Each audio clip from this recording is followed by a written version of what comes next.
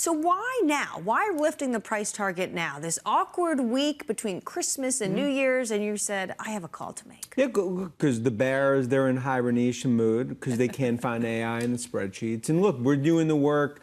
What we see across the Asia supply chain, I mean, we're seeing strength not just into December, what I believe is going to be ultimately a record year for Apple, 240 million iPhone units. And that's why, look, this is going to be an AI-driven supercycle that's multi-year. And that's why, look, the haters, they hate it at 2 trillion, despise it at 3 trillion, at 4 trillion, going to be yelling from the top of the mountains. You write in your note that you estimate roughly 300 million iPhones globally have not upgraded in over 4 years.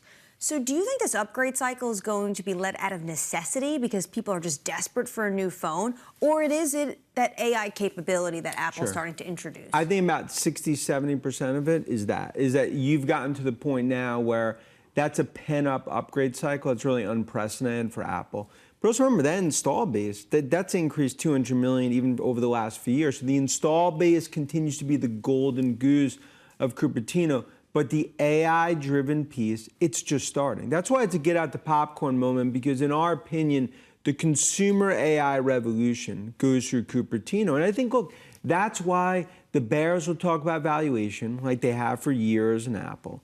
It's about some of the parts, about what AI adds to the story. We think it's $30 to $40 per share. How hard would it be, though, for the next upgrade cycle, especially if so much is driven now by software updates? The hardware hasn't really changed. Well, I think that's in iPhone 17. Again, that will be, what we'll be seeing later this year, into 2025. That's actually going to be a hardware-driven, a new form factor that's really going to be AI-driven.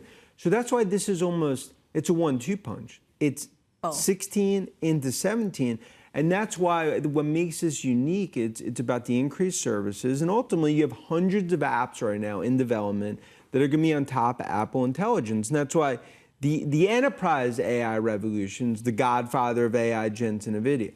The consumer AI revolution goes through Cupertino. And I think that's why we could see 4 trillion potentially, today or Monday. One potential difficult spot, or is a difficult spot, is China. How are you thinking about China, especially with the fact that Apple needs to partner with a local company to introduce all of this? Sure. Look, Cook, 10% politician, 90% CEO, right? And no one understands. He might actually have to be more of a diplomat in 2025 than 10%.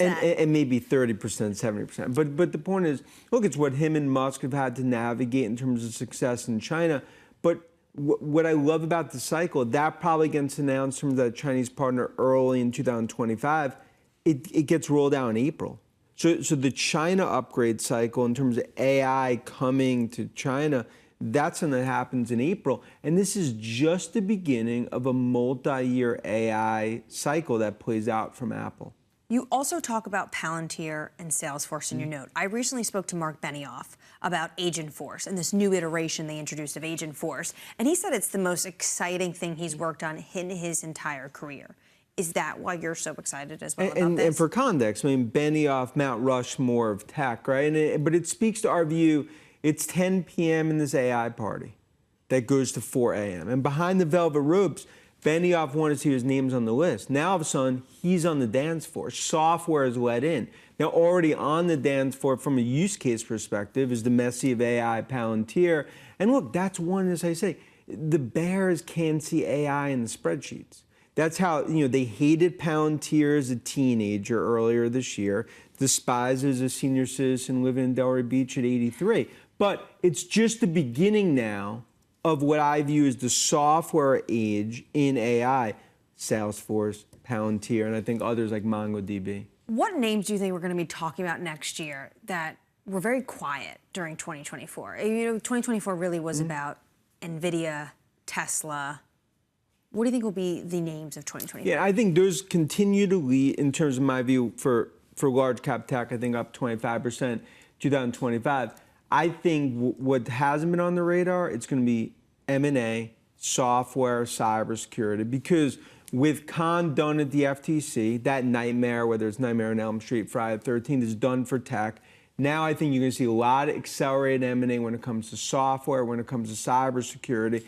And I think that That is really is what's going to lead this AI cycle. And I think specifically cybersecurity is an area that I believe could ultimately be one of the biggest outperformers when it comes to tech. Another tech analyst joined me this week and said the same thing. 2025 is all going to be about cybersecurity. I want to end on Tesla. Overnight, Elon Musk was clashing with a far-right activist who has been close to President-elect Trump, Laura Loomer.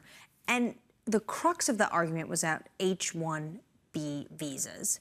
But this individual is also saying that Musk really isn't MAGA, and yet he's so close to President-elect Trump. Do you think there's a risk there, actually, that he will lose that proximity to power, which you said was one of the best bets of the ages? Look, it's a bet for the ages. I think that bromance actually gets stronger between Musk and Trump. Because my view is that Trump needs Musk, Musk needs Trump. And whether it's AI, whether it's China, whether it's some of the policies in terms of DOGE, we're going to have these continued dust-ups. So this is going to be a soap opera, I think, for Musk and Trump that continues to play out. But that is going to actually strengthen, and it continues to be for Musk.